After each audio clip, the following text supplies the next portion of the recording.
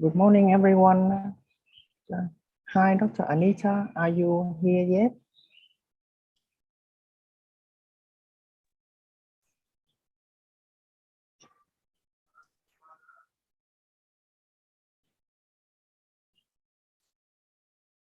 Miss Me, can you please confirm whether Dr. Anita is here? She's not here yet. Thank you. Greetings from Vietnam. How are you all?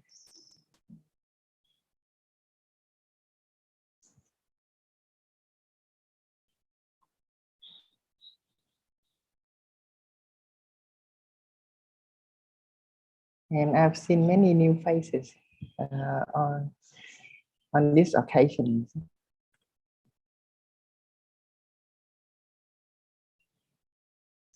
Good morning, Dr. Anita.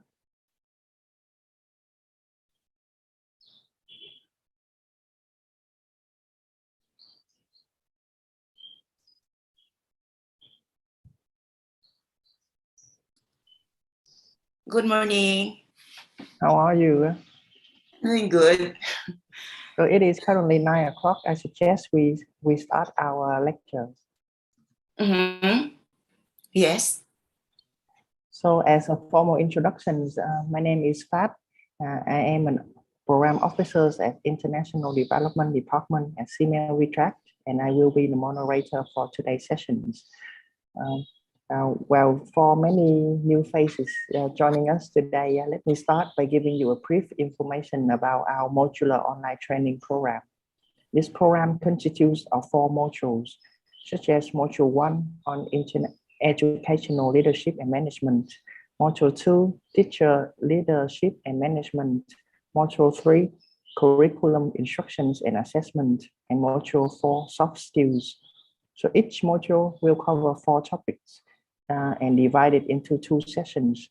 We will conduct 1 session per month, expected to be always on on Friday morning from 9 to 11:30. Today we will continue with our Module 3, the curriculum instructions and assessments, and the 2 topics covered this morning will be culturally responsive teachings and differentiated instructions.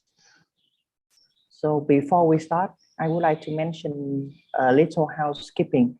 So our webinar is a video recorded, so please watch and listen to the video carefully. It will be less than 30 minutes each. And you will have, if you have any questions during the video, please type them into the chat panels on the Q&A panel. So after the video, we will have time for questions, and Dr. Anita, our trainer, will address each question.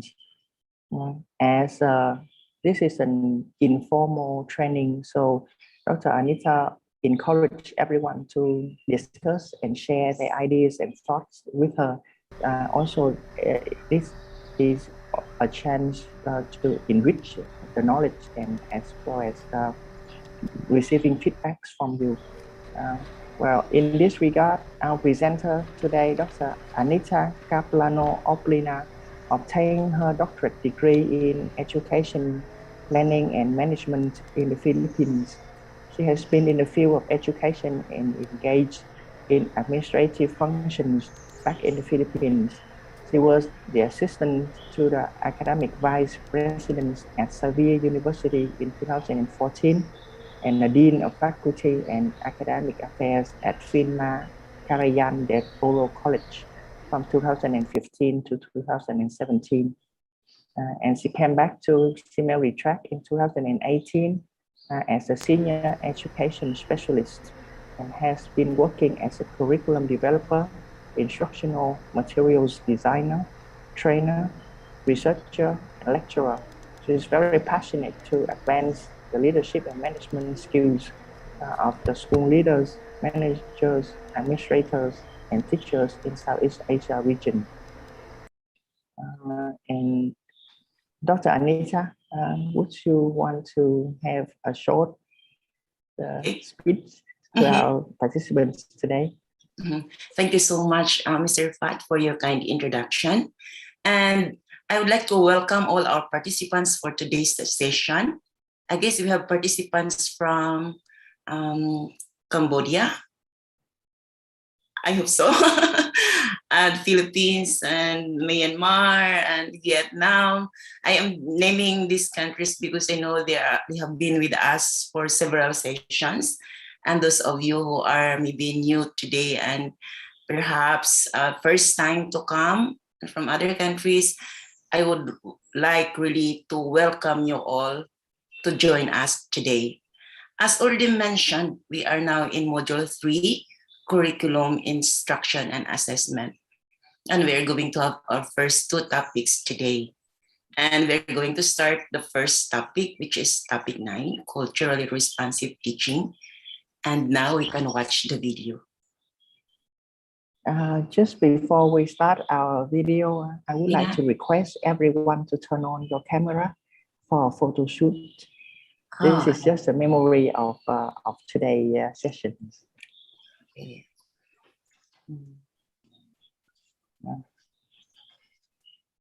So we will have 3 photos, and if me can support us in taking a photo, thank you. I will start the countdown from 3. So 3, 2, 1, smile please. And one more. 3, 2, 1, smile please. The last one. 3, 2, 1, smile please. Thank you everyone. And we will start the video now. I will share the screen.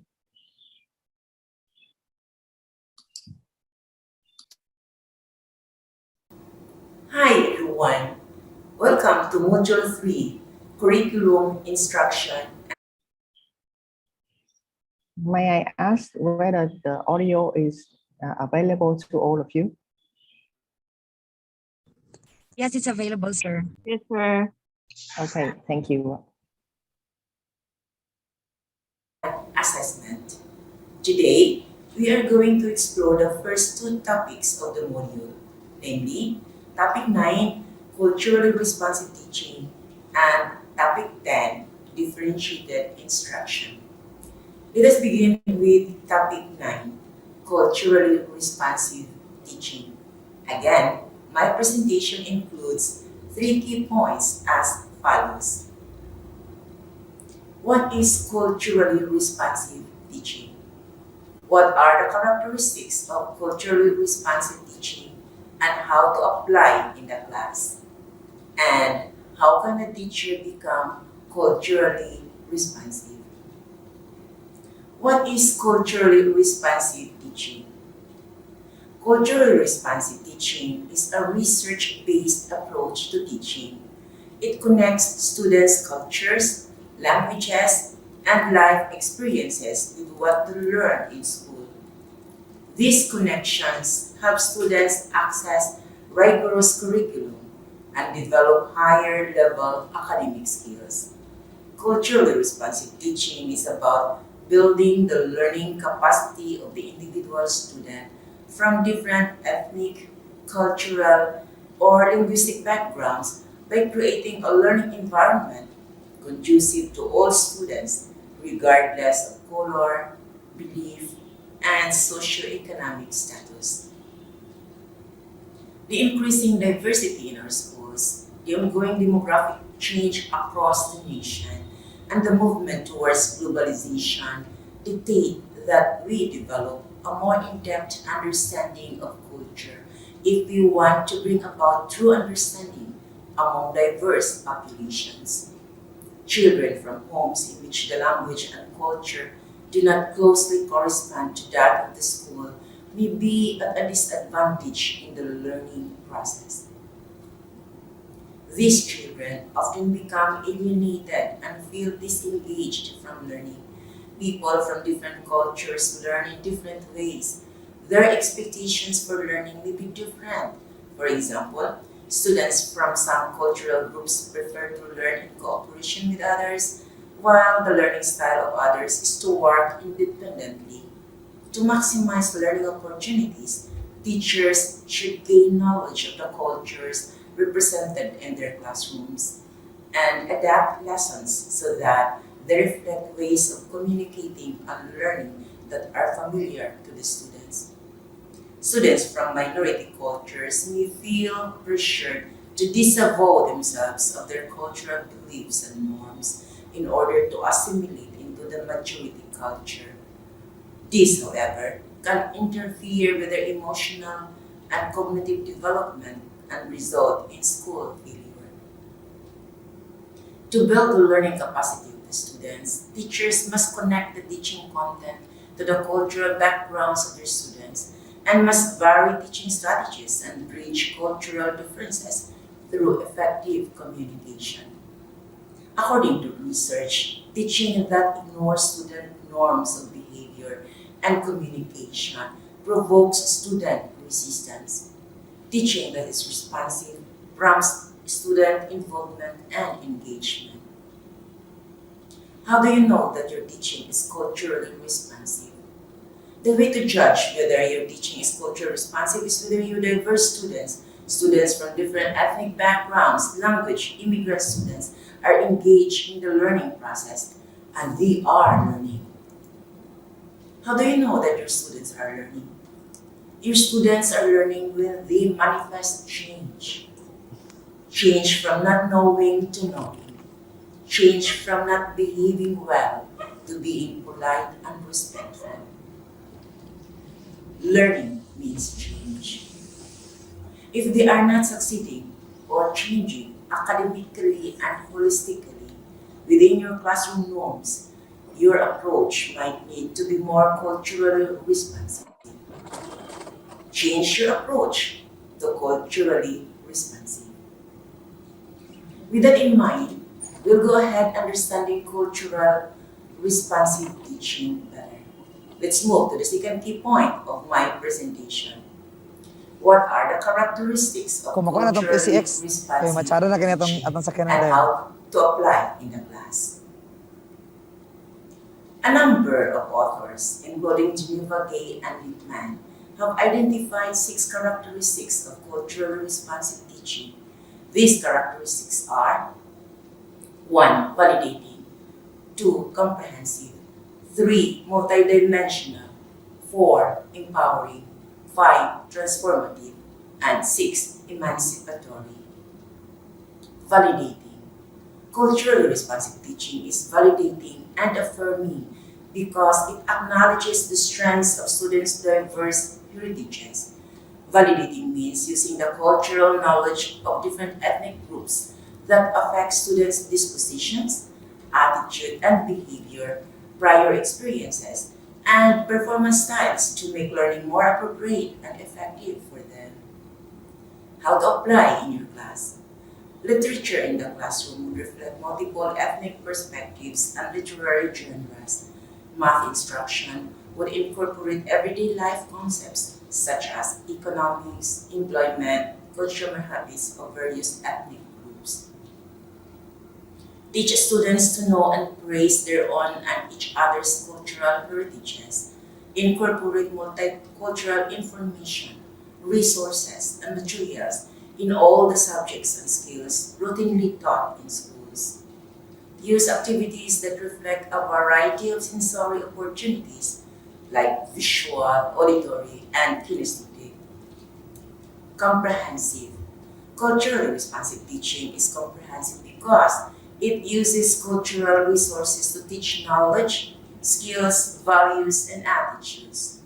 Culturally responsive teachers develop intellectual, social, emotional, and political learning by using cultural reference to impart knowledge, skills, and attitudes. Culturally responsive teaching is about teaching the whole child. How to apply in class? Instill in your students that they are part of a more collective effort designed to encourage academic and cultural excellence. Clearly express expectations and skills to be taught.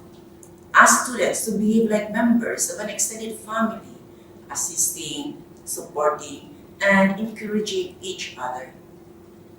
Let them feel accountable as part of a larger group, and it is everyone's task to make certain that each individual member of the group is successful.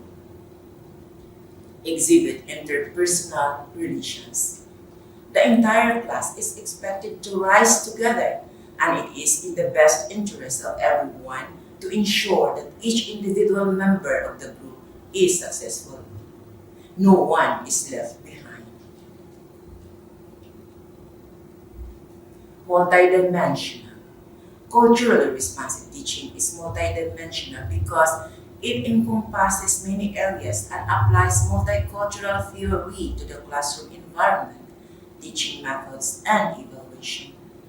Multidimensional culturally responsive teaching involves curriculum content, learning context, classroom climate, student-teacher relationships, instructional techniques, and performance assessments. How to apply in class? Teachers from various disciplines such as language arts, science, social studies, music may collaborate in teaching a single cultural concept such as bullying, war, equity, teenage pregnancy, and more. Let students participate actively in their own performance evaluation. Empowering. Cultural responsive teaching empowers students, giving them opportunities to excel in the classroom and beyond. Empowerment translates into academic competence, personal confidence, courage, and the will to act. Culturally responsive teaching enables students to be better human beings and more successful learners. Empowerment can be described as academic competence, self-efficacy, and initiative. How to apply in class? Demonstrate ambitious and appropriate expectations and exhibit support for students in their efforts toward academic achievement. Show students that you expect them to succeed and commit themselves to making success happen. Empower students to succeed in learning tasks and willingness to pursue success relentlessly until mastery is obtained. Transformative. Culturally responsive teaching is transformative because educators and their students must often defy educational traditions and the status quo. Transformative means respecting the cultures and experiences of various groups and then use these as resources for teaching and learning. Transformative appreciates the existing strengths and accomplishments of those students and develops them further in instruction. Transformative develops social consciousness, intellectual critique, and political efficacy in students so that they can combat prejudices, racism, and other forms of oppression and exploitation. How to apply in your class? Use storytelling that is unique among students in informal social interactions to teach speaking skills and writing skills. Provide ethnic groups who prefer to study in small learning communities with more opportunities for cooperative learning. Use the verbal, creative, and storytelling that is unique among students in informal social interactions to teach writing skills. And emancipatory. Culturally responsive teaching is emancipatory and liberating because it guides students in understanding that no single version of truth is total and permanent. Culturally responsive teachers liberate students. It does not solely prescribe to mainstream ways of knowing. How to apply in your class. Make your lessons authentic using cultural resources. Create, plan, and refine teaching activities, lessons, and assessment practices in a culturally responsive way. Avail the knowledge about different cultural, religious, ethnic groups to all students. Make the resources available in the classroom through posters, artifacts, paintings, and the like. Caring. Caring is the core of culturally responsive teaching. Caring is manifested in the form of teacher attitudes, expectations, and behaviors about students' value, intellectual capability, and performance responsibilities. The caring teacher builds a caring community of learners. Having explored key aspects of culturally responsive teaching, hopefully this provokes you to enhance your being a culturally responsive teacher. Let's proceed to the last key point of my presentation. How can a teacher become culturally responsive? What is responsive? Denotatively, responsive means to react quickly and positively, to respond readily with interest and enthusiasm. Connotatively means openness, receptiveness, and eagerness. Although these definitions are not specific to teaching, they absolutely work for teaching. To be a culturally responsive educator then means to quickly and positively respond with interest and enthusiasm to the cultures of the students. There are 4 steps to becoming a culturally responsive teacher. Step 1, know your students. Step 2, choose engaging text. Step 3, restructure your classroom environment. And step 4, be transparent. Step 1, know your students. Do your research in paper or online. Talk to parents, chat with your students and colleagues. You need research data of your students about their cultural backgrounds and academic performance. Be proactive when it comes to learning about the cultural backgrounds of your students. According to education professor and author Geneva Gay, when academic knowledge and skills are situated within the experiences and frames of reference of students, they are more personally meaningful, have higher interest appeal, and are learned more easily and thoroughly. In English class, teaching students the use of descriptive language instead of creating family trees, which might be complicated because of some missing information that might be culturally sensitive for family who values the family generation. Find another activity. Instead of family trees, you can ask your students to ask their parents or relatives about the stories behind how they were named. It gives your students an opportunity to research their own unique identities. Then students write about their names using new descriptive techniques they have just learned. Students find this lesson appealing and it improves their writing by connecting it to their own personal experiences. Teaching becomes comprehensive. Step 2, choose engaging texts. Depending on your students' backgrounds, find texts that are engaging for them. For instance, works written by female authors or books that have female or minority protagonists might work well in your class. Once students become engaged in the texts, learning becomes transformative. Students who hate poetry, for example, will certainly love it and read it on their own. Not only will students' negative perceptions about poetry change, but they also read another text without you prompting. This growth was due to their improved reading skills because they felt connected to the books. Step 3. Restructure your classroom environment.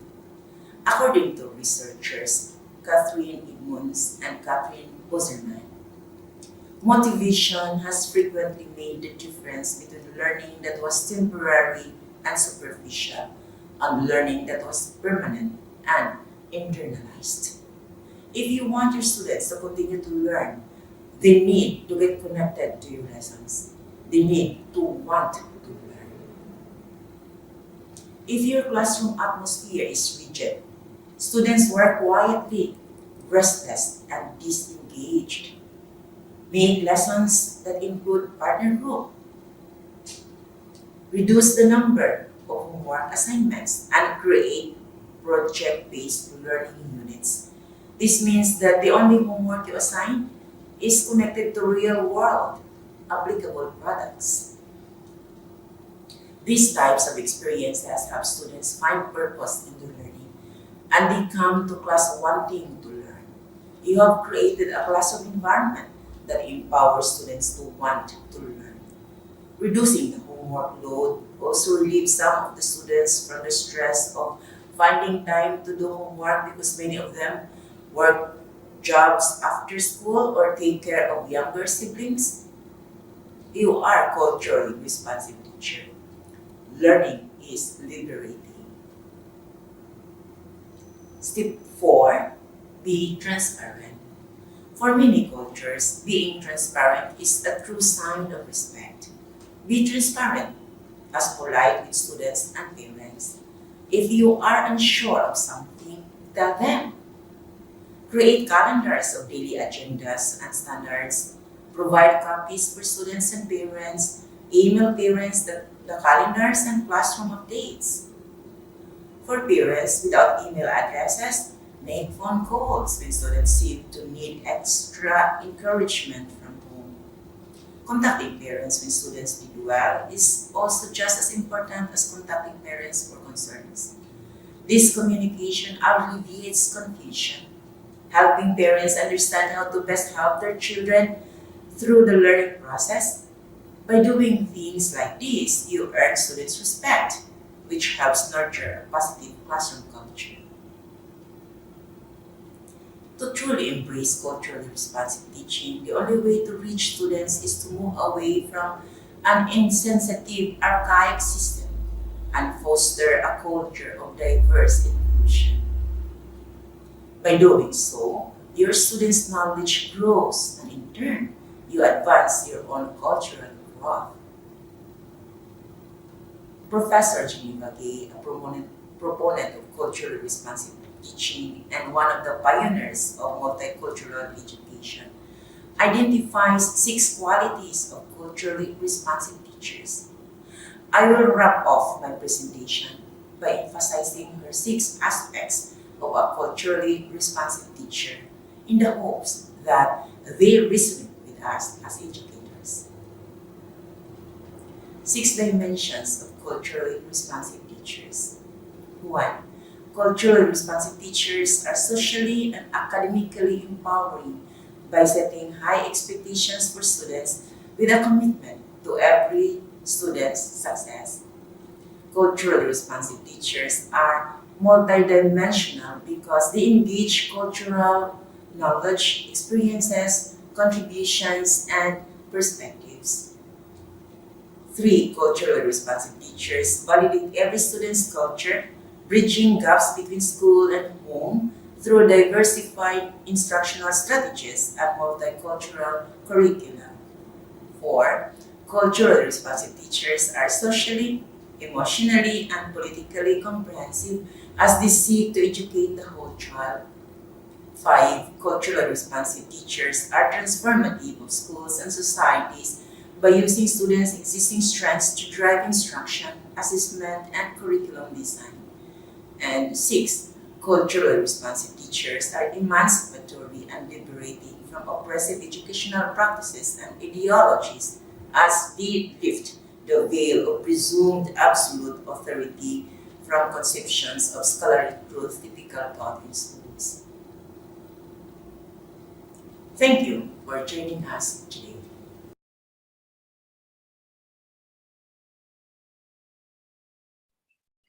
And this is the end of the ninth lecture.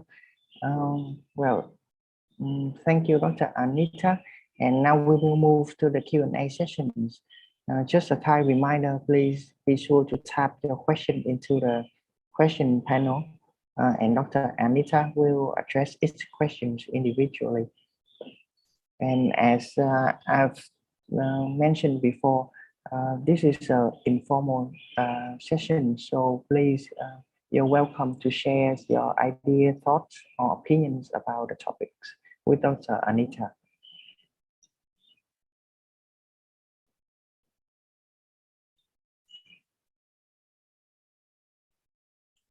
Dr. Anita, you are still mute.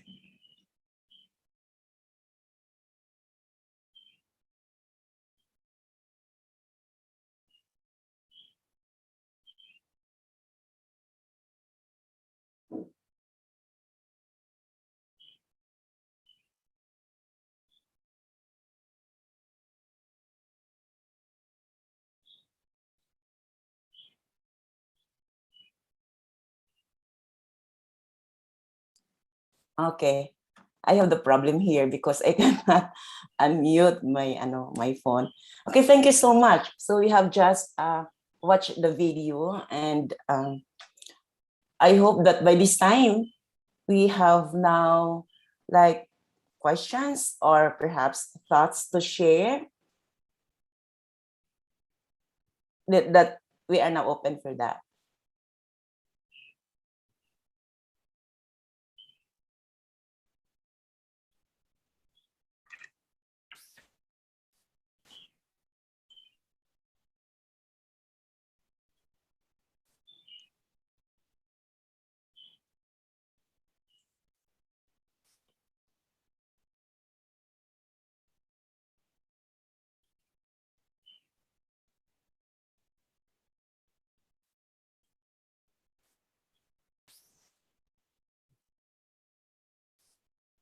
Well, I guess you are still formulating your thoughts, or maybe thinking much about culturally responsive teaching. Again, I would like to invite all of us to join. This is, as already mentioned, this is a kind of exchange of our ideas and thoughts and experiences, in the school, in our teaching and learning, learning our students as well. Dr. Anita, they have a questions Yes. or a rejoiner. Yeah, you can do both. You can rejoin us. Okay. Thank you so much for joining us. Thank you very much, Dr. Anita. I think this is really a day for the anthropologists, because I think there's a need to really offer a course to all teachers on cultural anthropology, because it will be very difficult to be culturally responsive if you don't know the basic concepts of what is cultural anthropology. And two meetings or 3 meetings is not enough. So I think we need a 1 semester for this. Now, so I think because we are fighting really that the anthropology should be one of the subjects in education, and sometimes they offer anthropology as only just a streamline. They just integrate the concepts of anthropology, So, but I think it is very, very important that we need to really offer this one subject for 1 semester. Now, of course, this is a very timely topic, because right now, since we are now in internationalization and students' mobility is encouraged now. And in fact, my school soon will have foreign students in our university. Now, my question is that, or maybe just a concern, because our students now are seem to be generalists, okay, and when with the presence of technology, they can just get more information from Google very, very fast. But we have the problem because we are still in a unilinear, and we have this concept of vertical articulation. So if you are psychology, if you're undergrad, you have to masters in psychology and we deprive our opportunities to learn other disciplines, and that will not make us a multidimensional teachers. No, we are so myopic. And then our students are already generalists, and I don't know how we could assist on that because we're under the CHED. So in fact, the questions when your undergrad is chemistry and your master's is in sociology and your PhD is in psychology, they try to question that. So I don't know what is the trend now, and hope we could lobby these things, because these are some of the concerns now, because this, as I said earlier, are so myopic, they are unilinear, and our students are multi-linear. Okay. Thank you so much. You really have a very, very wonderful, amazing thoughts, very substantial and thought-provoking ideas. Yeah, I get your point. When we are, when we are culturally responsive teachers, we are expected to be multidimensional. So, and that's one very important pillars of culturally responsive teachers. Now, the point now that I guess you are bringing up is that teachers are unilateral, vertically articulated. They're kind of specialists.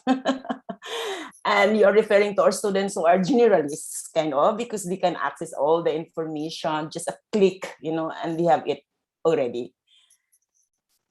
Now, yeah, but you see, the CHED and our educational system tells us, okay, you must be master, you must be expert in this field, and that whatever is your program, degree, you will have it in the master and you'll have it in the PhD, just one line thinking, which is quite contradictory in our current time. And how do we do with that? How do we address that? I guess that's the question, because we cannot fight against the CHED, this is it. And Right. The CHED has also, our educational system has also, I would say, a pillar, like reason for doing it. Now, from my end, I would encourage teachers to explore. This is now what we call independent learning, self-learning, to become multidimensional teacher as well. We know very well that information is available, a superfluous of information out there. And the question then that we teachers will be doing is how do we sort out this information, because of so much, we are a bit, we are crowded with information. It's just a cloud of information. The point then that we do is to sort and to classify this information depending on our needs, to become multidimensional teachers in the first place, and that we can address our students. I would like to be a culturally responsive teacher, but how will I do it? Now, we know well that to be culturally responsive teacher, as what Dr. Reynes mentioned, we should have some background of anthropology, so the culture of students, the community where the students are coming from. And we should do that, and we can only do that when we know our students well. We take time to talk to them and to speak to them and listen to them. And I am also for what was suggested by Dr. Orhenes, that anthropology must be kind of a subject in the class, especially now we are in the globalization, this is internalization period. We are no longer an isolated village. We are all connected to different villages that the world comprises. So we get to really have this. We know the culture of our students as well, to really become very effective in their learning process. After all, what is the purpose of education? So the purpose of education is to make change, to develop the students, to learn to help students to learn in a manner that is meaningful and effective for them. And to do that is to be culturally responsive teachers, you know. Because then there we will be able to connect and inspire and motivate our students in the learning process, because we are speaking on their own terms without losing our own terms and our own understanding. This is now a kind of a sharing and moderating and facilitating information, because we know well that our students can access all this information. What they need is a very good facilitator and moderator to make the whole thing, to connect all these pieces of information into one thing that we would like to bring out to our students during our class, whatever the topic would that be. Yes, thank you. But the students should also be responsive, be culturally responsive. It's not just one way. It's about two ways. Yes. For example, if you come from this country and your teacher comes from another country, you should be informed of the cultural differences of that, things like that. Yeah. That's very good. Thank you. It's a mutual, mutual giving, of understanding each culture. That's really very good input. Thank you so much for that. Okay, so maybe others would like to join in also.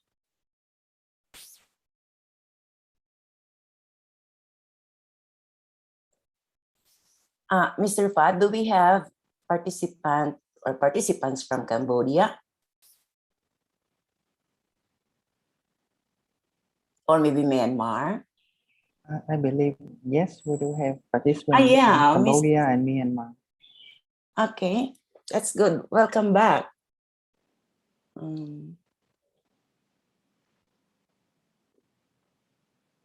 I would like to invite you also to say something if you would wish to. This is a sharing of, knowledge, experience, and thoughts, about culturally responsive teaching. Doc, good morning. Yes, good morning.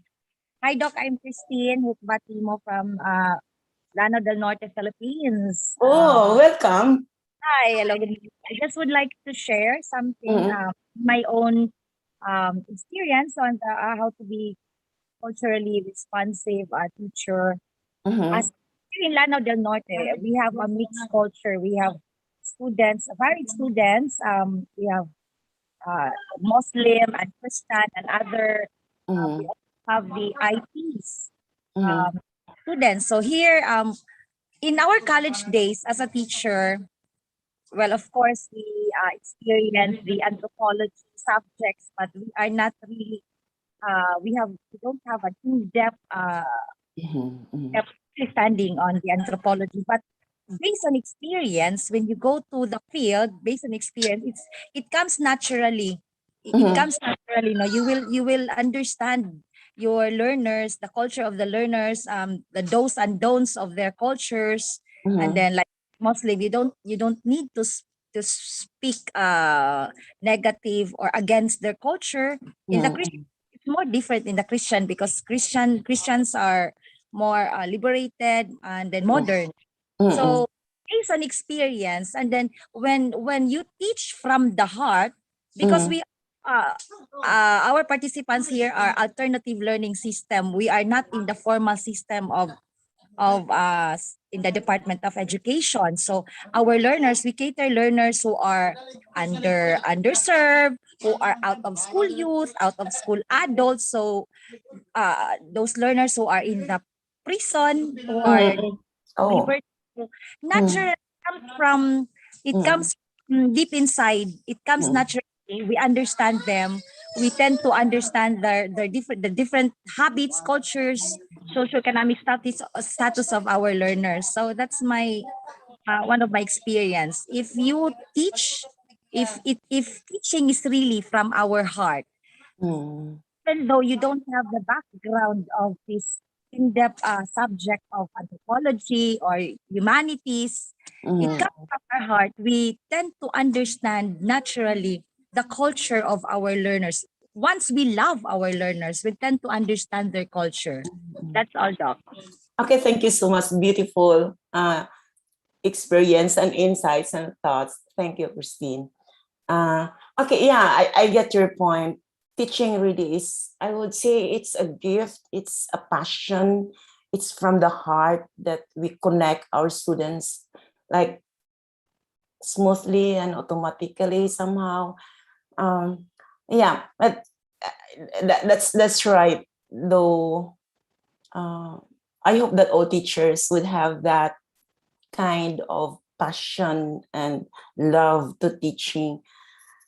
But I guess if there will be a deeper understanding of anthropology, then teachers would be able to, in general, all teachers would be able to be prepared and ready and more maybe equipped, in dealing with students from different backgrounds, and but that's really very, very fantastic experience. So thank you for sharing that one.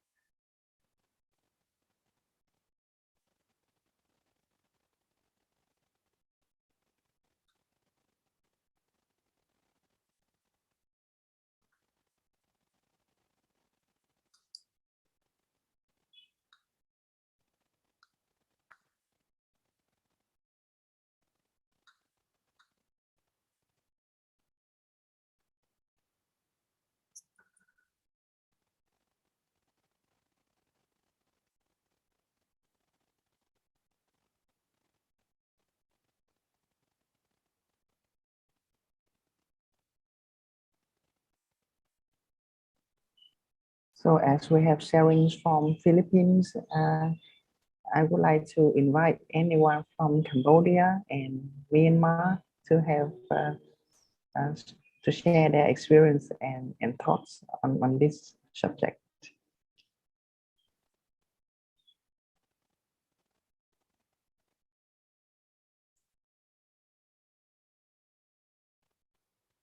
Okay. While waiting for someone who is going to share. So in the chat box, Miss Melody also have a statement. Perhaps we could invest on the power of self-learning to be multidimensional. Yes. Thank you for that thought, Miss Melody. I agree, definitely agree with you that we can use the power of self-learning. We teachers would have our own initiative, to learn more, to be better teacher to our students. Thank you for that one. And for participants, you don't need to raise hand in the chat box. All you need to do is unmute your microphone and you can talk to Dr. Anita.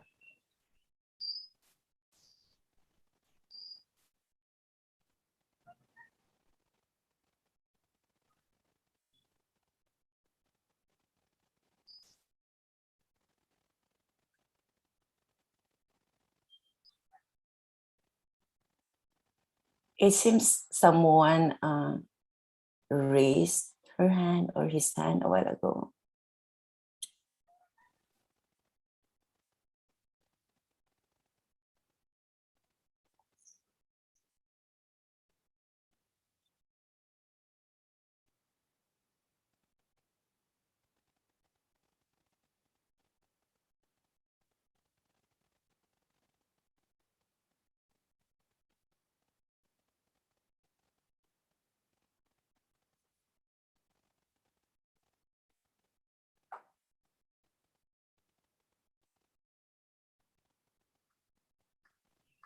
So as we don't have any more questions for this topic, I would suggest we have a short break and we'll resume our sessions at 10 a.m. sharp. So that would be another 13 minutes from now. Okay. So thank you so much for being with us in this topic. And I can read many comments here in the chat box. So from Dr. Villar, okay, thank you for coming. And also from RG Escalante, LDCU, SHS, thank you. And Shakis Bagnoran, also good morning, and thank you for coming and for participating here. We have Simon Miguel Santiago, Philippines as well, and Richelle and Bayo, and there are more. Agu, and of course, Dr. Orihines, and Jeddah Quinio, and El Thunderwind. Yeah, I hope to listen to you here. And El Malu, and Sao, and Nathalie, thank you. And Nohana Bashir, thank you. And Musabal, and Melody, and Decidita Opulentissima. Oh, it seems that she has written something. In-depth knowledge of anthropology coupled with the passion to teach are among the best tools to be culturally responsive teachers. I definitely agree with you. That's really very, very true. I hope that we can really, include the subject on anthropology in our graduate program.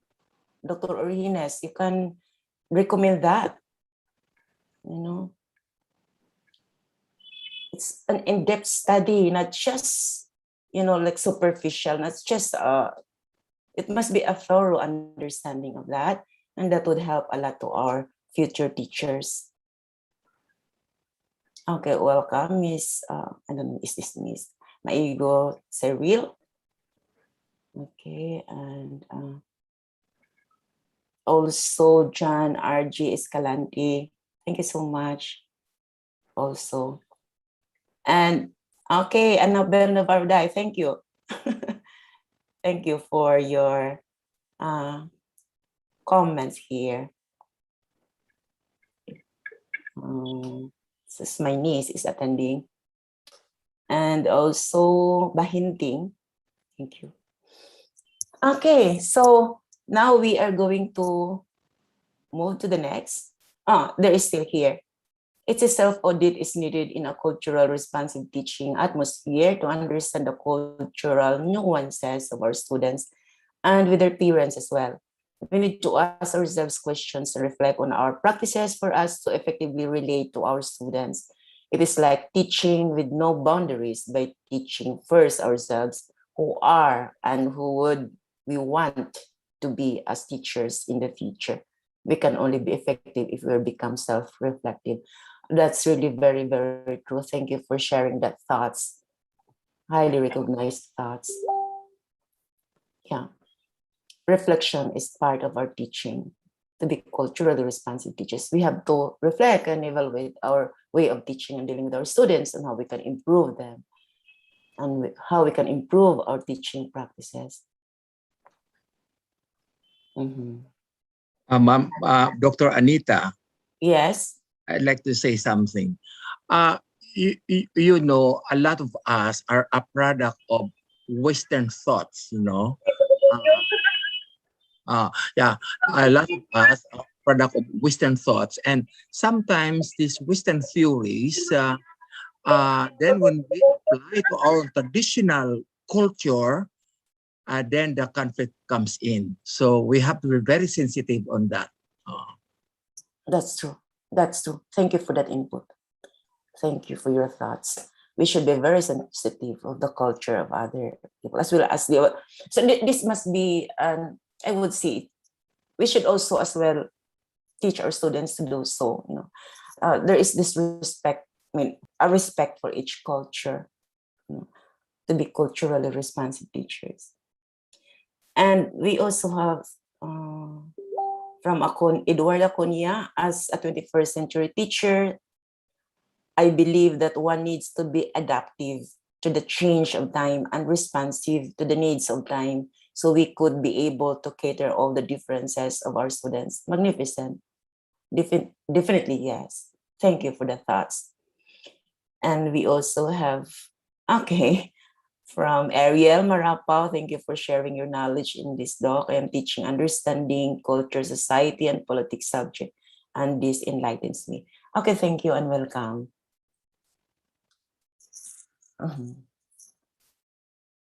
Okay, Mr. Fat. So currently it's 9:53. Do you want us to start the second video, the second lecture? Perhaps we can. Okay. Let's start now, the next video.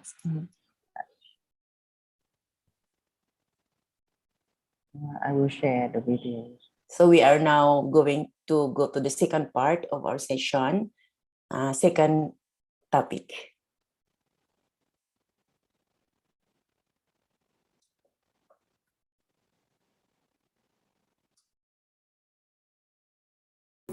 Welcome back to the second presentation of today's session, which is topic 10, differentiated instruction.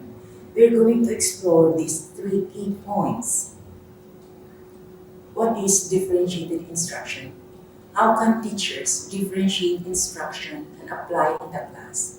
What are the challenges and benefits of differentiated instruction? What is differentiated instruction? Carol Ann Tolinson, an author and teacher regarded as a pioneer in differentiated instruction, describes it as tailoring instruction to meet individual needs, which suggests that we teach with an eye on the student. It means giving each student the opportunity to learn in a way that suits his or her readiness level, interests, needs, and learning preferences. The goal is to make sure that all students master key concepts while striking a balance between comfortability and challenge for struggling and high-achieving students.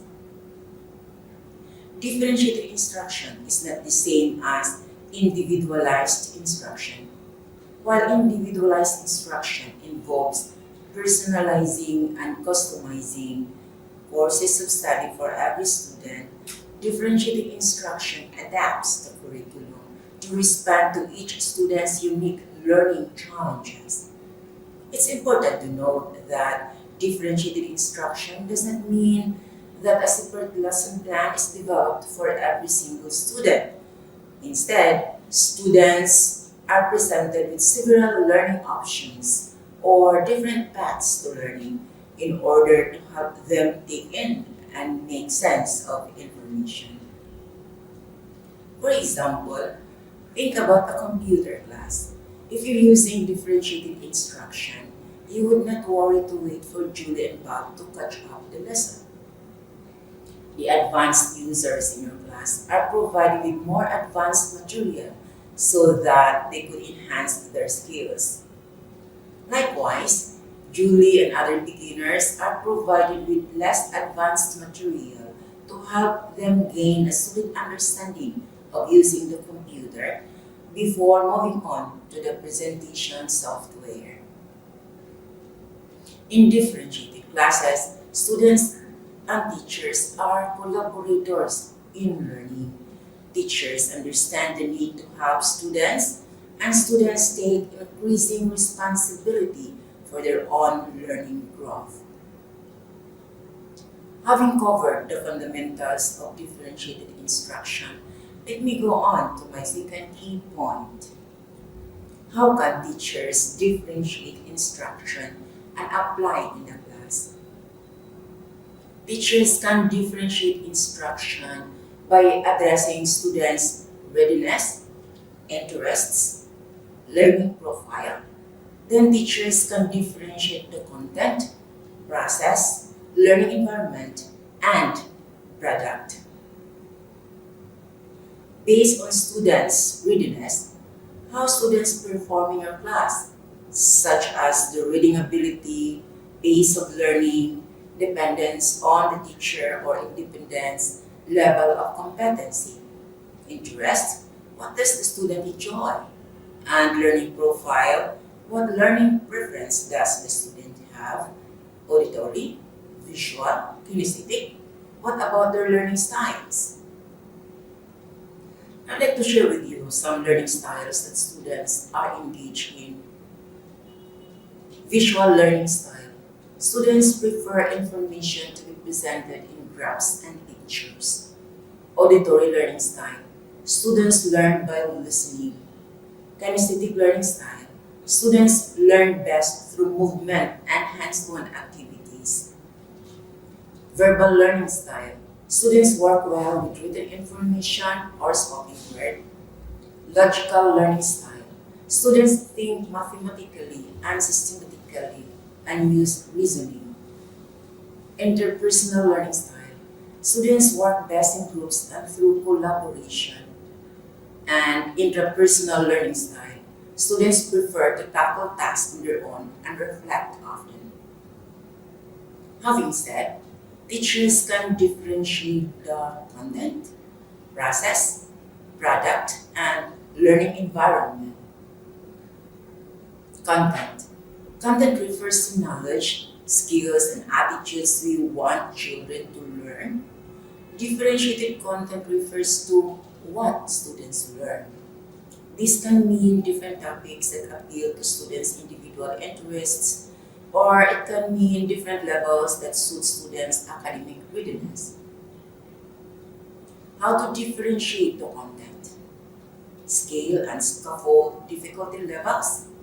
Let students choose the projects based on their interests and target assignments for individual skill gaps.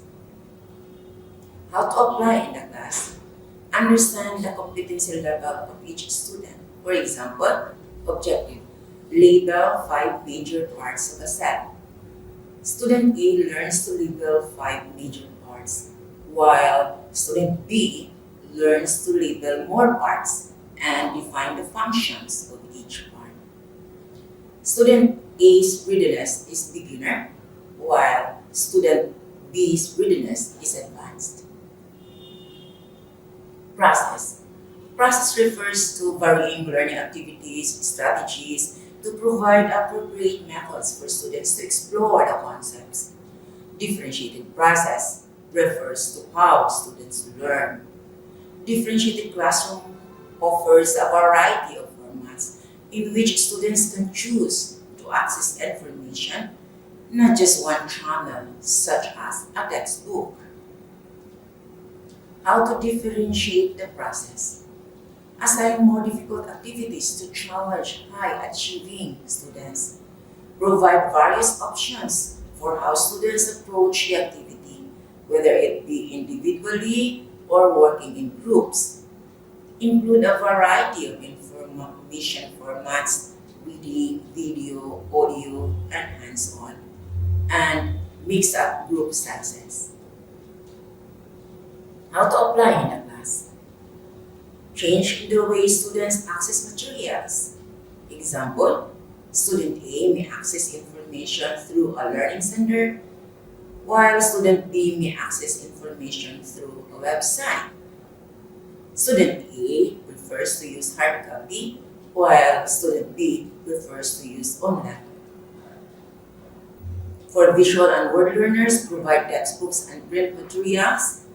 For auditory learners, allow to listen to audio books.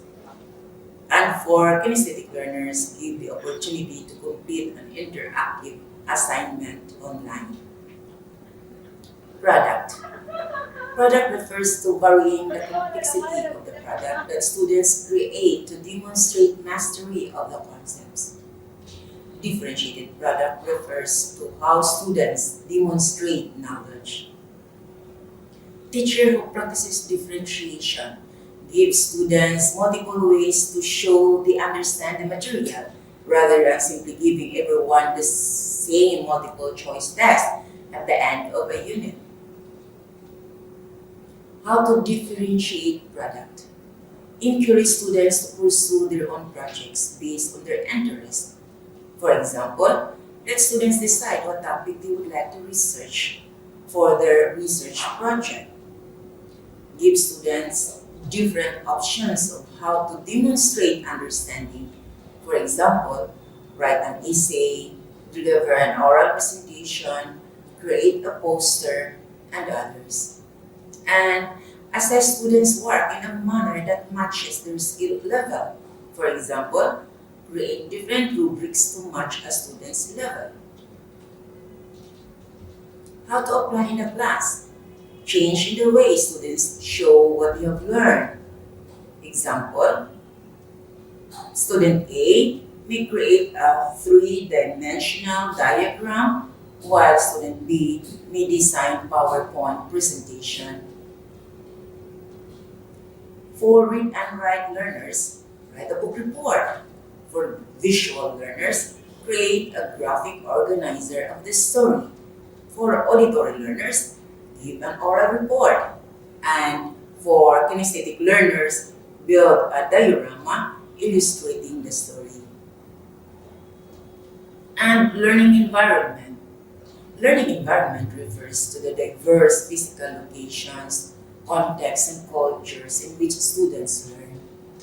Differentiated learning environment refers to a wide variety of settings, such as outside of the school locations and outdoor environments, including how students interact with and treat one another, as well as the ways in which teachers may organize an individual setting to facilitate learning.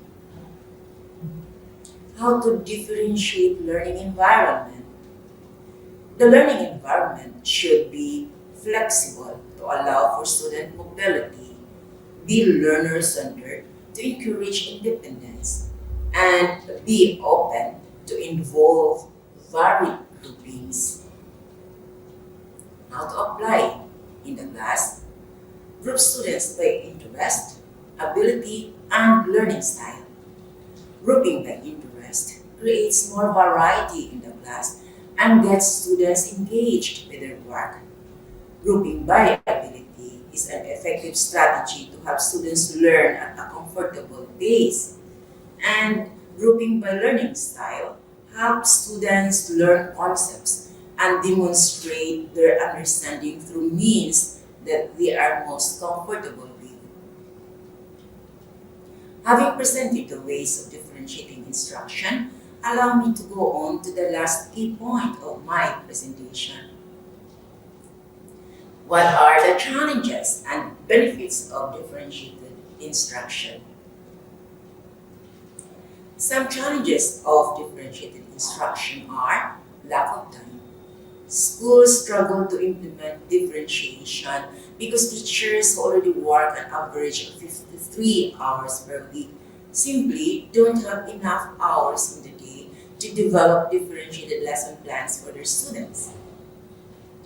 Limited resources.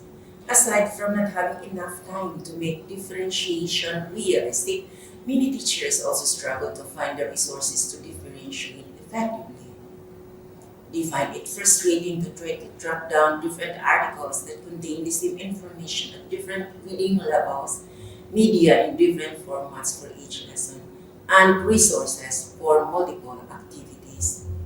They need some literature paper or maybe video on how to apply differentiated instruction in teaching, specifically more examples from the local area, which could hardly be found. Management issues. Lack of support from the management. Teachers are left out on their own. Lack of training both in learning strategies and classroom management. Teachers should be given more mentoring and more exemplars on the application of differentiated instruction in their discipline. No role modeling that results to lack of confidence in using differentiated instruction. And nation or statewide emphasis on content mastery for state assessments. Teachers are preoccupied with content mastery rather than the process due to the nation or state assessments. And some benefits of differentiated instruction include all students are working at an appropriate challenge level. Students who are above grade level don't get bored and disengage with skills they are already mastering. They can keep learning new and more challenging material. The sky's the limit. Teachers determine when it's time for a student to move up to the next level and present him or the right challenge. Students who are below grade level don't simply fall further behind. Instead, they can keep learning and growing at their own pace. Teachers can tell at a glance how each student is performing in each skill and quickly assess when intervention is needed. Finally, students who are at grade level still get individualized lessons, not simply a one-size-fits textbook. Since teachers don't have to spend all of their time focusing on students above or below grade level, the students in the middle can benefit from more instruction time with the teacher. Everyone is able to participate in activities. Differentiated instruction allows all students to participate in and contribute to classroom activities. No students are left out of learning opportunities simply because the reading assignments was above their level. Placing students into mixed level groups for small group projects provides the perfect scenario for peer-to-peer coaching. Students at higher levels can share knowledge and tips with students who need extra help. However, since every student completed all reading assignments at their own level, higher level students don't have to do all of the work for the other students in the group. Everyone can contribute. Group activities and discussion not only help students to learn the material in a new way, but they also teach students to collaborate and build each other up, not just strive for their own high grades. And students learn to value individual interests and abilities. In a differentiated learning environment, students have an opportunity to explore topics that interest them. Everyone gets to choose a topic that makes him or her excited about learning. Students can learn and demonstrate knowledge in different ways. There are opportunities to learn and practice alone or in groups by reading, by watching videos, by completing projects, and more. Students will learn differently, and the teacher ensures that every student has an opportunity to learn in a way that works for her or him. Differentiation teaches students that there isn't just one right way to learn. Everyone is different, and everyone has different strengths. Thus, instead of seeing others as simply good in school or bad in school, students can see the value of their peers' individual interests and strengths. I have just presented what I have in mind to share with you about differentiated instruction. I would like to wrap off my presentation with a few thoughts. The match is the key in differentiated instruction. A teacher who differentiates effectively matches the content, the level of the thinking process, the choice of the product, the choice of the learning environment, and the choice of the assessment to each student or cluster of students. The result is the learning experience of each student or cluster of students. If you find differentiated instruction beneficial to your students, then you and your school will look for innovative solutions to the existing challenges and promote differentiated instruction. Thank you for joining us today.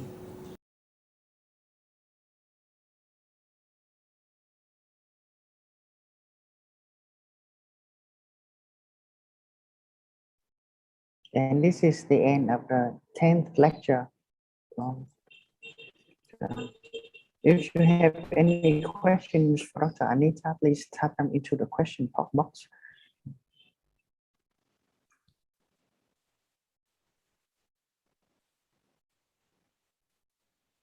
And while waiting for our participants, Dr. Anita, would you like to add any input? Yeah, so we have just watched the video on differentiated instruction, and I hope that it resonates with your experience out there. And I hope that it gives us some thoughts and ideas,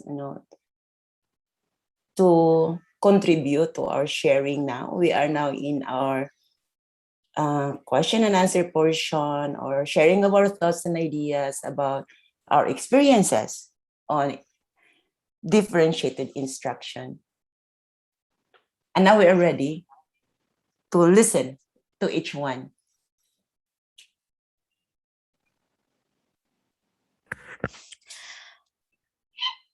Good morning, Dr. Oblina.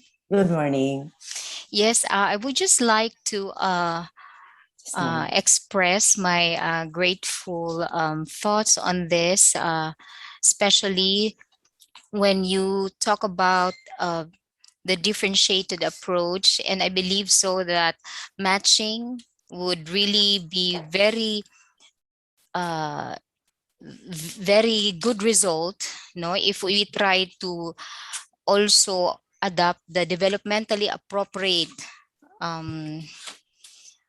aspect of the learner. So if we know what these developmental aspects that are really in tune on how they would develop, then for sure the learning experiences would really be very promising for the students. So I also would like to extend also because my heart is so full of gratitude to our school and to the Philippine government educational system. It's because they have looked upon the struggles of every teacher. And because of that, they have come up on guidelines that would really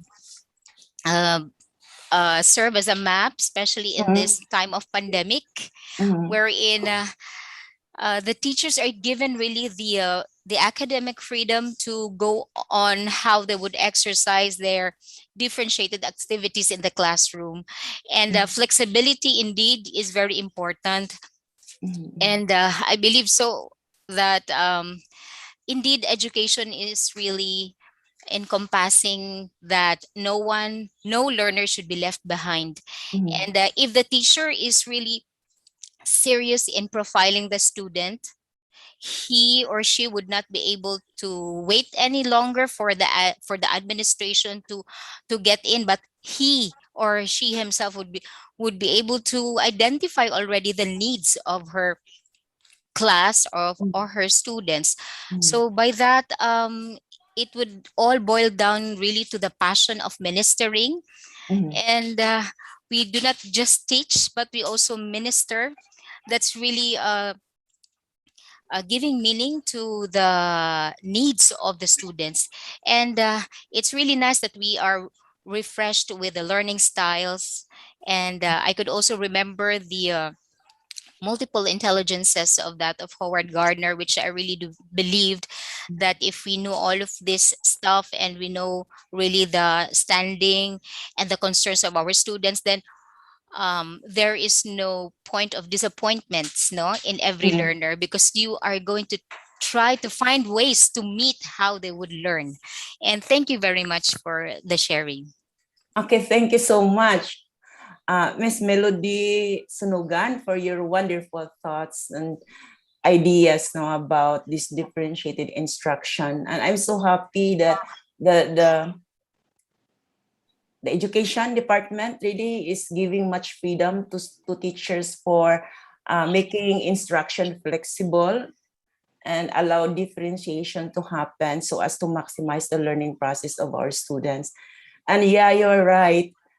There must be teachers' initiative to be able to reach out students and to learn more and to give students what's best for them so that they will be able to become really, I would say, active learners and being able to maximize their learning in the learning process. Thank you so much.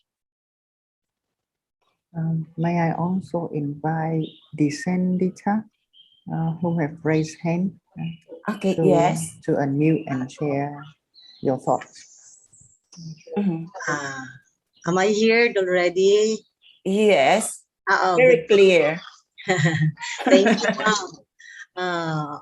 I am glad I am in this forum, and I would like to share at the point of view of the alternative learning system in the Philippines. Okay. Ma'am, our system requires us to have 75 learners in a school year.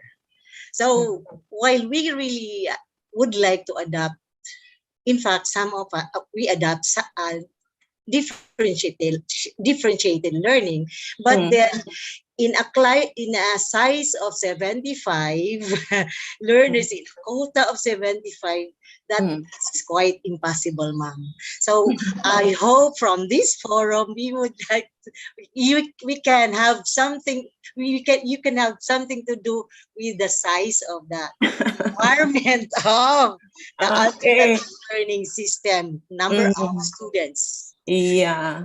From Mama, an additional point. Our learners are from different entry levels. Oh. Multi-learner talaga. So I think we can look into that difficulty in the alternative learning system of the teachers in the alternative learning system. Yeah. So thank you so much for bringing that up. Really, that's quite challenging, to handle like 75 students, and then you are going to use your differentiated instruction. Very challenging, but it is possible. It is possible. How is it possible?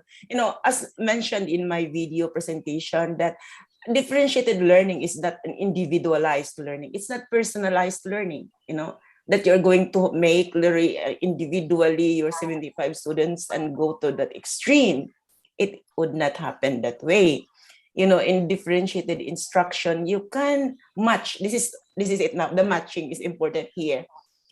You can group your students, and then based on their interest, their level of competency, and their learning profile, then you can adjust your content. You can adjust your material, and you can adjust also the output, like the assignment based on their levels. But this is now we do like some groupings. So you group your students according to their levels, according to their needs. This is where now that we really have to know our students. You go back to the culturally responsive teaching. Okay, so Ma'am. Yes. Can I add something? Yes. They are not in one sitting. They are in different settings, ma'am. They are in different barangays. That's another thing, huh? Another thing. Example, in one barangay you have 25. Example, in another barangay you have 13. In another barangay you have 10. So that's the picture. That's the picture. It's more complicated. But there is no point of you meeting the 75, but you are going to meet them individual schedule, I suppose, like individual time or one time at all. The deterrent, ma'am, is they don't have internet, they don't have those ITs, those technology, because they are in the far-flung places. So how do you meet them? Are you going to visit to the place and give the instruction? Yes. Visit to the place, give modules in limited time of instruction, ma'am, because we also travel. I say the time constraint here is also important. Yeah. I see that the challenge is a huge challenge. But as teacher, we know we are teachers, and it is now up to us how we would be able really to reach out the level of our students to make the learning happen. Yes, ma'am. Yes. Let's make the learning happen, that we will see that there are changes, Amen. From not knowing to knowing, from not behaving well to behaving well, from maybe from a student to become an employee, a kind of, there must be change that is happening. Maybe the change is gradual, maybe the change is not really very obvious, but we know that change is happening, because now change happens, I would say, depending on the students, right?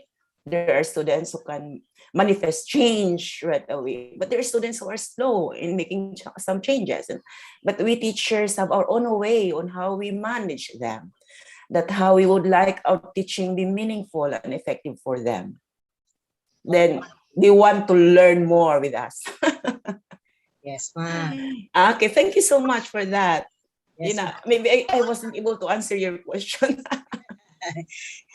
But I still encourage you to use differentiated instruction if you can, Yes, ma'am. I know you have that will and you have the passion to teach.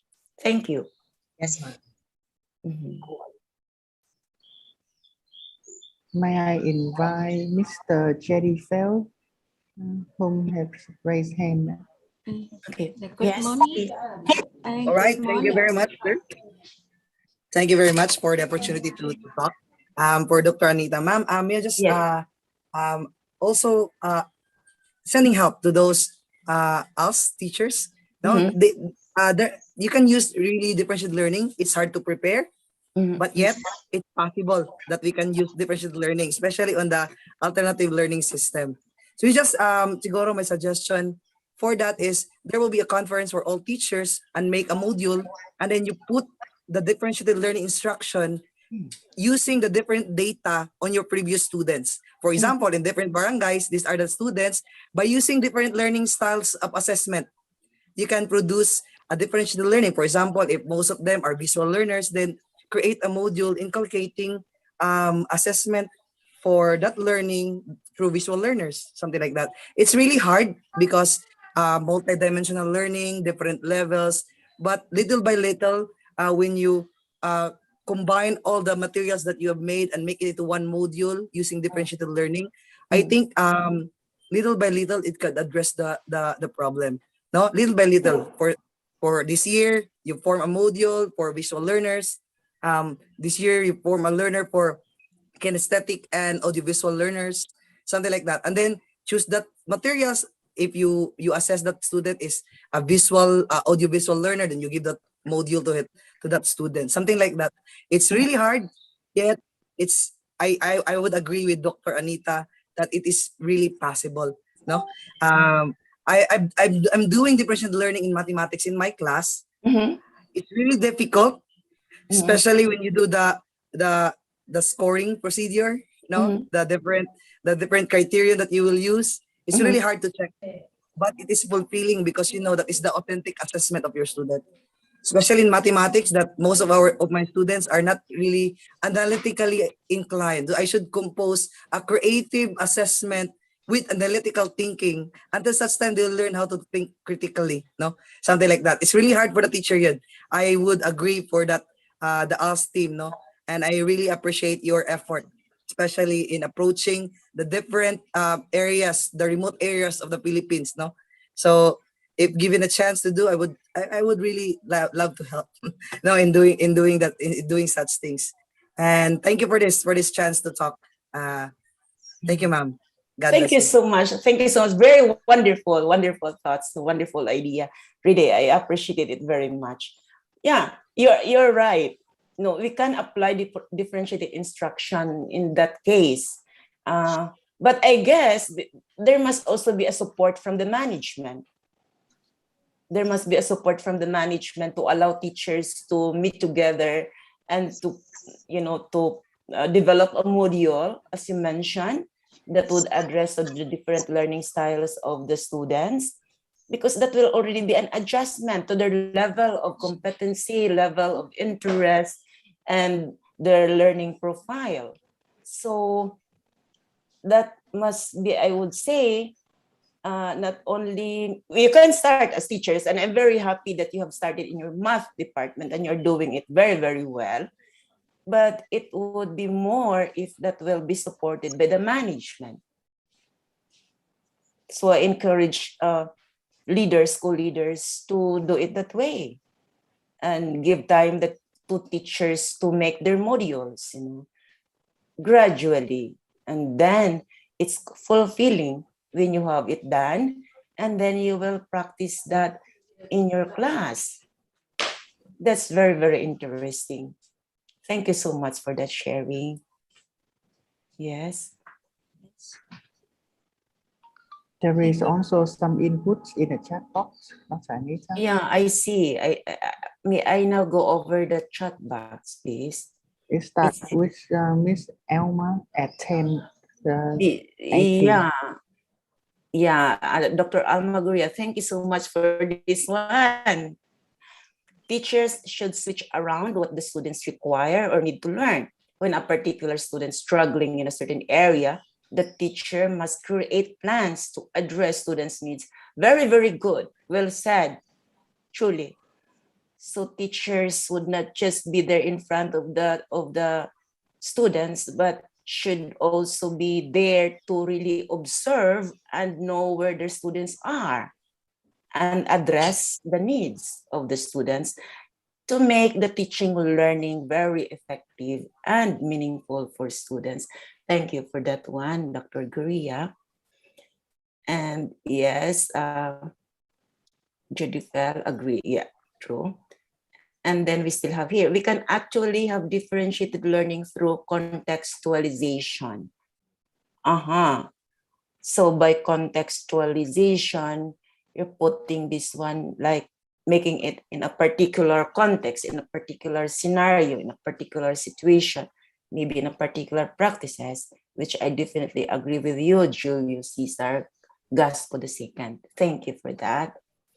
We also have from Noreniel. Okay, thank you, Dr. Anita. Thank you for the input. Okay, and this topic is very helpful for us being us teachers here in the Philippines. Thank you so much. This presentation makes sense to you. Okay, thank you. Acknowledge Agong, and great suggestions, Sister Jed. Thank you, that one. Okay. So we still have here from Melody, authenticity issues can be helped when we use the differentiated instruction. Definitely, yes. So there is this authentic materials and authentic learning process because you do it, you prepare it yourself, and it will definitely address to the students' needs and levels of competency. It's authentic, it's real. And then, okay, that's right, acknowledging the suggestion of Sir. May I invite Mr. Ryuji? Ryuji, yes. Good morning, teachers, and to some participants in here from different countries. Good morning. I just would want to share my thoughts regarding the topics that were discussed this morning, especially differentiated learning.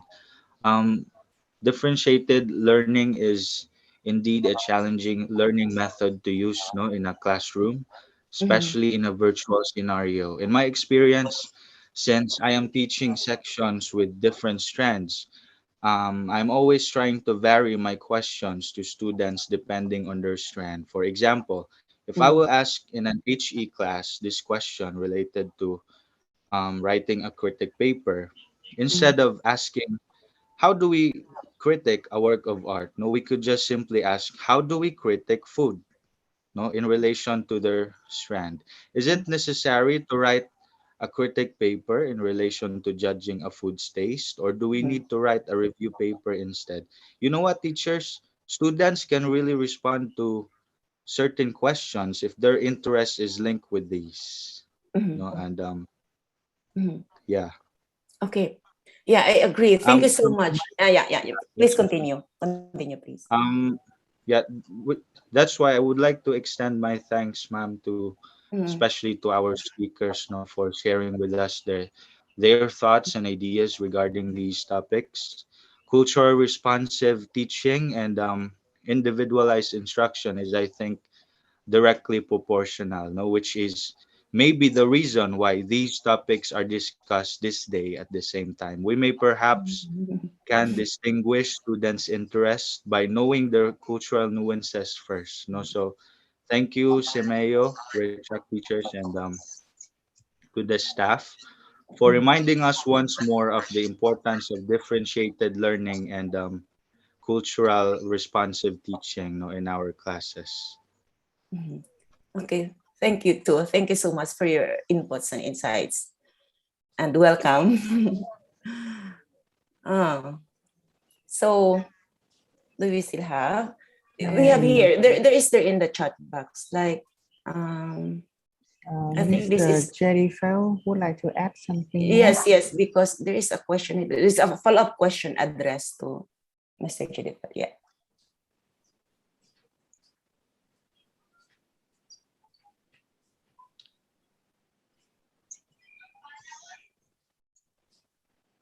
So do we have?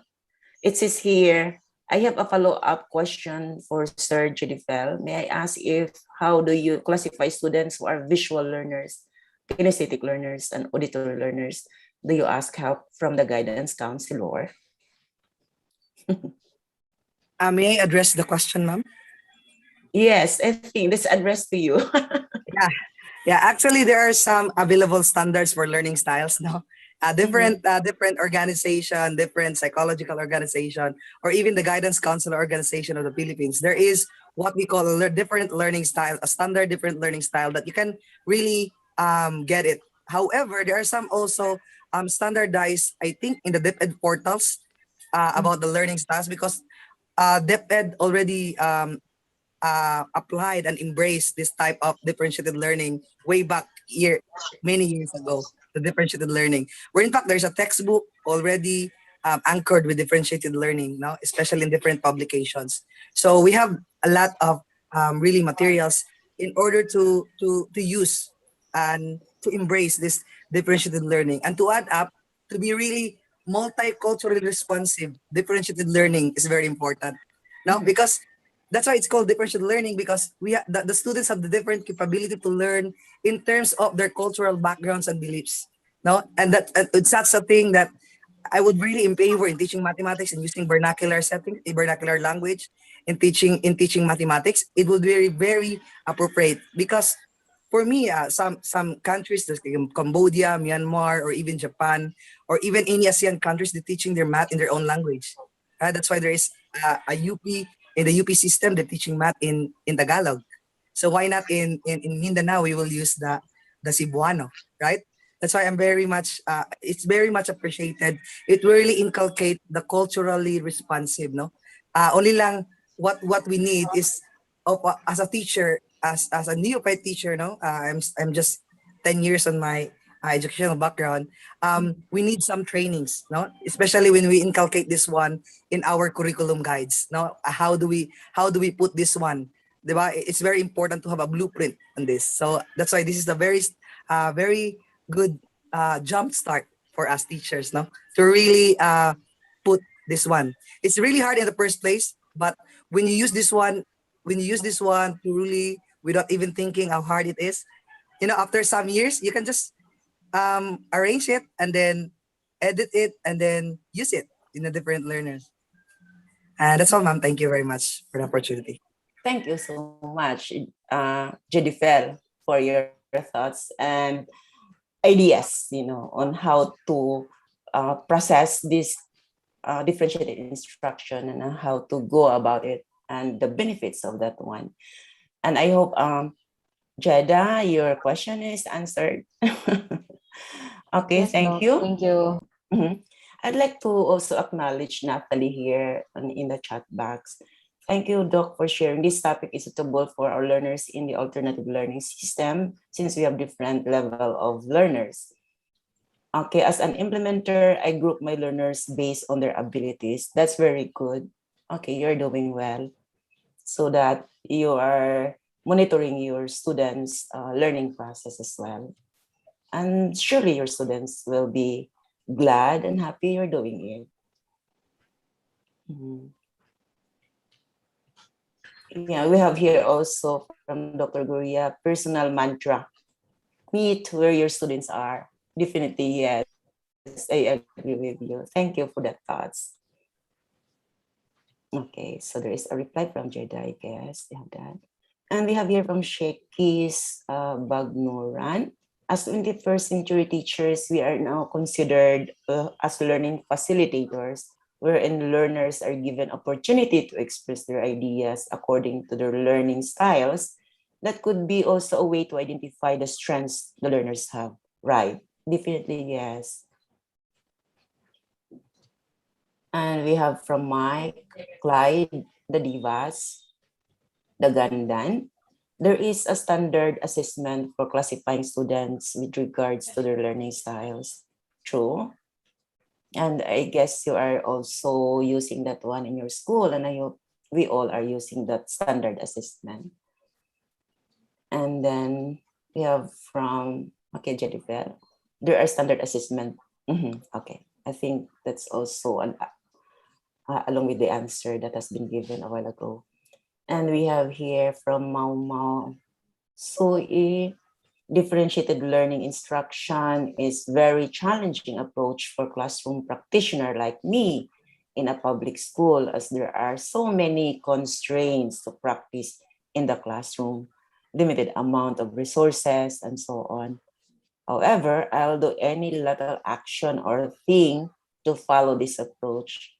Okay, thank you for your valuable input. Thank you so much that this differentiated instruction rings your ears and resonate with your experiences. And then we have here from Decidita, Opulentissima. Differentiated learning can be applied. In fact, it is very good for us. Okay, thank you. Anyway, just sharing my difficulties from, okay, I think that was it when you shared it a while ago. Okay, from GDFL, yes, I really understand your part, Jida. Okay, this is answering to Jida. So that was it. I just want to go through your chat box to acknowledge your contribution and so acknowledge also your comments. Okay, there's still one from Sabay, Moe Sabay. Good morning, doctor. I think so. A successful differentiated instruction, the main important is students' individual and interest on lessons. Furthermore, teachers' teaching experience. I definitely agree to you. Thank you for that sharing of thoughts. So at this point in time, do we still have some questions, Mr. Fat? Well, at this point, I don't see any more questions. Okay, yeah. And maybe, yeah, I would like to just say something I forgot to tell when Judy Phil was sharing about his ideas on differentiated instruction, when he said that that was really quite difficult to implement differentiated instruction, especially for beginners. And that is why maybe many teachers have not started it. They would have wanted it, but maybe they lack the confidence to perform it. And it's there, and that's one of the challenges I mentioned in my presentation. We need role modeling, we need models, teachers who can implement differentiated instruction and then train other teachers, especially the beginners. There must be, you see, the school should develop maybe a team or maybe a group of teachers, team of 2 or 3, depending on how many teachers you have, and like you have maybe the leaders of the school, teacher leaders, or who do you call they would be. But my point is that they are trained for differentiated instruction on the implementation, like designing differentiated instruction and then implementing differentiated instruction. They are role models. So that teachers, beginner teachers, and those who are not equipped using that kind of instruction will observe during the demonstration, it's modeling really, and then would be able to apply, to talk about it. There may be questions, there may be deepening after the demonstration, may be sharing after the demonstration, and then allow the teachers to apply. Maybe you can observe the beginner teachers applying the differentiated instruction in the classroom and then make some suggestions for improvement. So I guess in that way, we will be able to develop the culture of differentiated instruction. It is not just a concern of one teacher. It must be a concern of the whole school, of the whole department.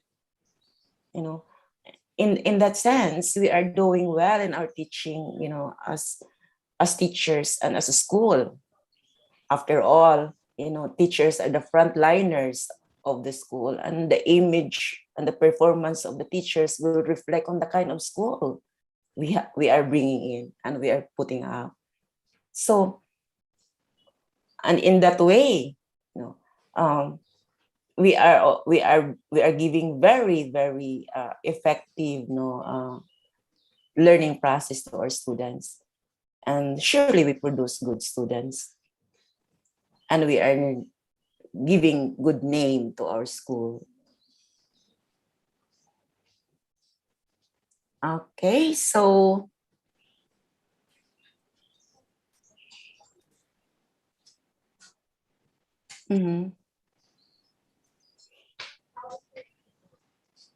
so are there more some suggestions or questions, Mr. Fan? At this point, Currently, I don't see any, Dr. Anita. At this point, I would like to share to our participants the assignment links and also the attendance link. Okay, a moment, just a moment. I'd like to acknowledge the comment of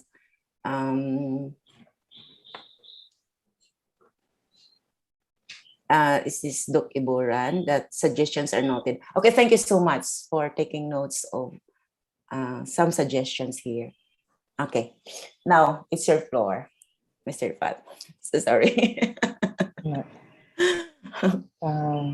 So while waiting for your thoughts, we would like to remind you some important notes. So first, I will put in the chat box the link for the assignments of the two topics and also the PPT links. So please complete the assignment on the two Google Forms shared in the chat box before Sunday next week. That would be December the 5th. The deadline is Sunday next week, December the 5th. We will send you the link again via email. And there is an attendance link. Miss Me, can you please send our participant the attendance link so that they can fill in their emails. Second, your name on the assignment will be the one used in a certificate of completion. So please make sure to input it correctly, as we cannot issue the certificate again. And we will inform you about the next sessions once the date is finalized, and the invitation link will be sent to you via email 2 or 3 days before the start of the sessions. Sir, excuse me, Sir Pat. Yes. I just would like to ask, because I didn't receive any confirmation from my registration. So there will be an attendance link posted on the chat box about now. So please fill in your email. Okay, sir. And then via the email, we will confirm with you.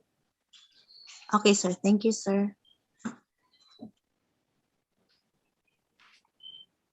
And regarding the certificates, for those who have joined us on the lectures lecture 7 and 8.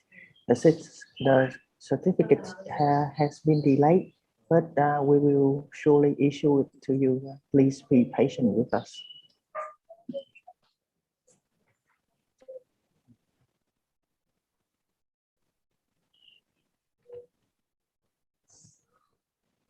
And as for now, I would like to send the floor back to Dr. Anita if she would like to answer your questions or give you more inputs. Okay, thank you so much, Mr. Fad. So at this point in time, I think we are all in place in terms of our understanding of differentiated instruction, which is really quite important, you know, in our teaching field, so that we would be able to give out the best to our students, and so that we would like our students to like to learn. You know. So by then, I would like really to thank you all for your wonderful thoughts and ideas and experiences you shared in the group.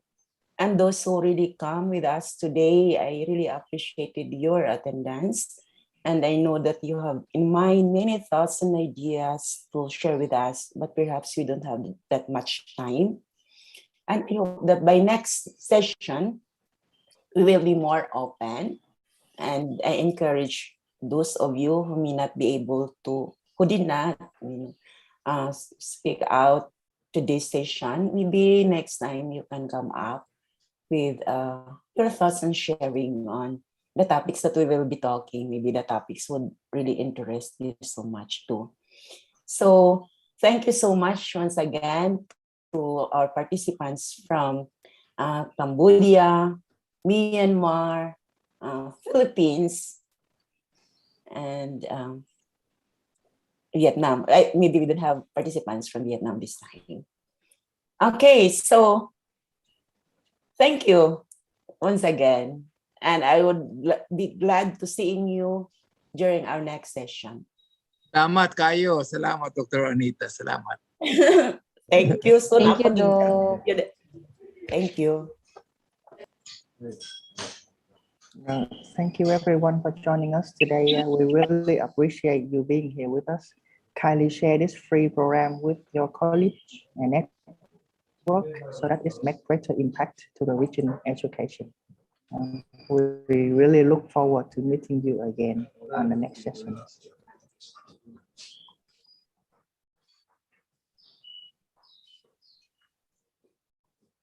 I will still be here for the next 10 minutes.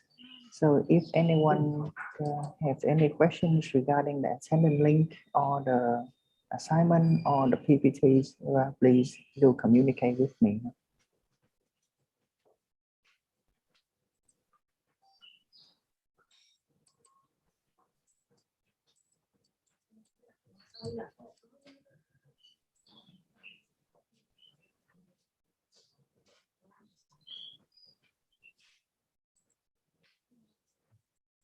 Goodbye, everyone. Thank you, Sir Goodbye. Pat. God bless everyone. Thank you, everyone. Goodbye.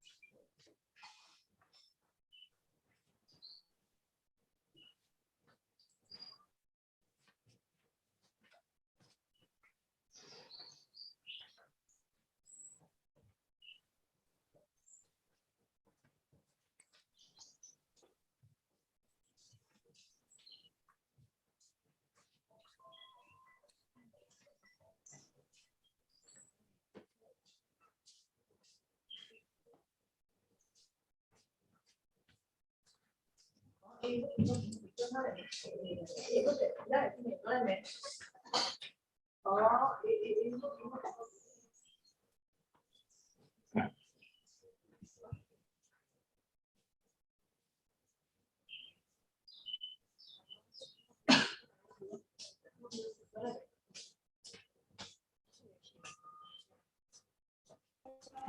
morning, Sir Pat.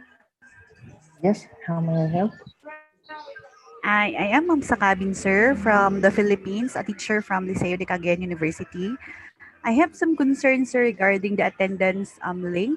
Is there another Yes. option, sir, to fill in the attendance? Because as I click the link, sir, no, I am actually finding a difficulty in editing the link.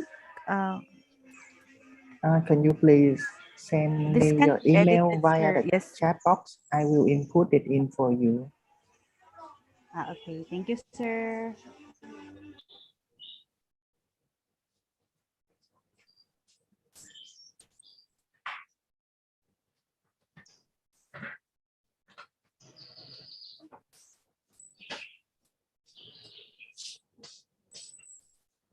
Chị, chào bạn, tôi hòa thiền chứ mà cái nào liên quan đến mà thôi. It's fine. To those who have problem with the attendance links, Yes, please yeah. type your emails in the chat box. I can input it in for you. Thank you. Yeah. It's me. I'm Elizabeth and from Myanmar. Sorry. I has mistake my document and don't charge back. Sorry, how can I help? Sorry.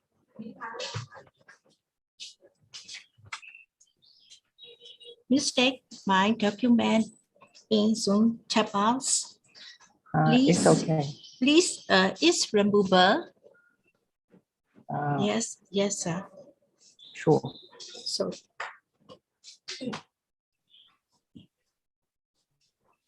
thank you, sir. The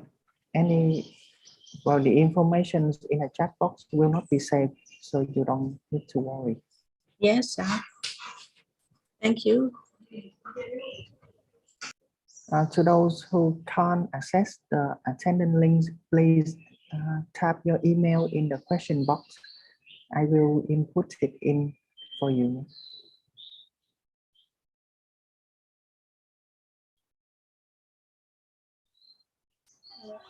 Excuse me once again, sir. I already inputted my email, sir, in the chat box. That's sakabinem@liceo.edu.ph. Thank you so much, Sir Pat.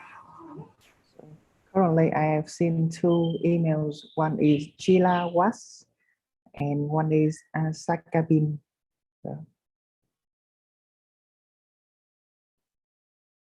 sakabinem@liceo.edu.ph. Thank you, sir.